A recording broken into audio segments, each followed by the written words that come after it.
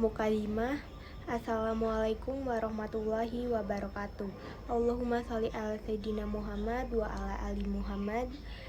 Yang terhormat kepada Bapak Haji Lukman Hakim SPD MM selaku Ketua Madrasah MAN 1 Bandar Lampung.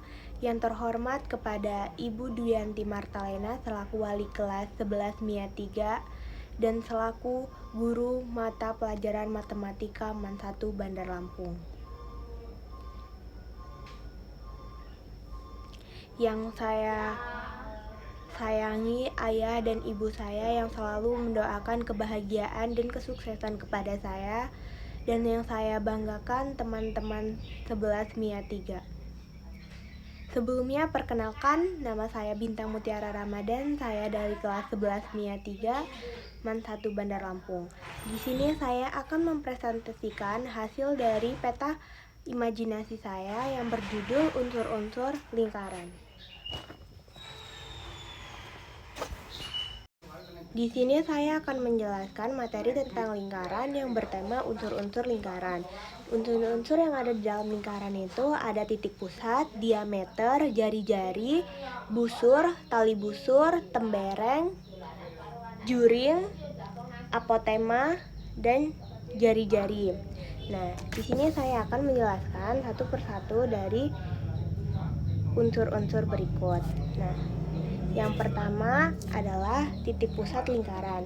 Titik pusat adalah titik yang terletak di tengah-tengah lingkaran, seperti contohnya titik O. Nah, yang kedua itu adalah jari-jari lingkaran. Jari-jari lingkaran adalah ruas garis yang menghubungkan titik pusat lingkaran ke titik pada lingkaran. Contohnya seperti garis OR, OQ, dan OP. Ini merupakan jari-jari. Nah, setelah itu yang ketiga ada diameter. Diameter adalah garis lurus yang menghubungkan dua titik pada lengkungan lingkaran dan melalui titik pusat, seperti garis P sampai Q. Ini merupakan garis diameter. Sekarang adalah busur. Busur adalah garis lengkung yang terletak pada lengkungan lingkaran dan menghubungkan dua titik sembarang di lengkungan tersebut.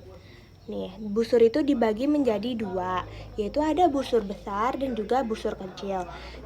Yang saya buat ini seperti garis Q dan sampai R ini merupakan busur kecil. Tembereng adalah daerah dalam lingkaran yang dibatasi dengan tali busur. Seperti ini. Tembereng itu dibagi menjadi dua. Ada tembereng besar dan juga tembereng kecil. Tembereng besar adalah yang ukurannya lebih dari setengah lingkaran, sedangkan tembereng kecil yang ukurannya kurang dari setengah lingkaran. Tali busur dalam lingkaran adalah garis yang menghubungkan dua titik tetapi tidak melewati titik pusat.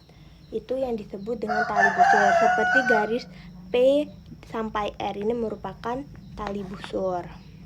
Yang ini ada juring. Juring adalah daerah yang dibatasi oleh dua jari-jari dan sebuah busur. Juring ini dibagi menjadi dua, yaitu ada juring besar dan juga juring kecil. Yang ada di gambar saya ini, yang saya arsip berwarna merah merupakan juring kecil, dan sisanya ini merupakan juring besar. Terus ada apotema. Apotema dalam lingkaran adalah jarak dari titik pusat ke tali busur. Nih, seperti garis OS contohnya. Ini yang disebut dengan apotema. Setelah itu ada sudut. Sudut di dalam lingkaran itu dibagi menjadi dua, yaitu ada sudut pusat dan juga sudut keliling. Sudut pusat adalah yang titik pusatnya berada di pusat lingkaran dan kaki-kakinya merupakan sebuah jari-jari. Biasanya sudut pusat ini berukuran 2 kali dari sudut keliling, tetapi dengan menghadap busur yang sama. Sekarang ini adalah, sedangkan sudut keliling adalah sudut yang titik sudutnya terletak pada lingkaran dan kaki-kakinya merupakan tali busur. besar sudut keliling ini setengah dari sudut pusat jika menghadap busur yang sama. Nah, ada juga sifat sudut keliling. Sifat sudut keliling menghadap diameter. Diameter merupakan salah satu teorema yang pernah dikemukakan atau ditemukan oleh Thales. Seperti jika ruas garis AC merupakan diameter dan titik B terletak di keliling lingkaran, jadi sudut ABC merupakan sudut siku-siku. Dengan demikian, besar sudut ini sebesar 90 derajat. Nih. Setelah itu ada segi empat tali busur. Segi empat tali busur adalah segi empat yang berada di tengah segi empat yang berada di lingkaran dan sisi-sisinya merupakan tali busur. Nih.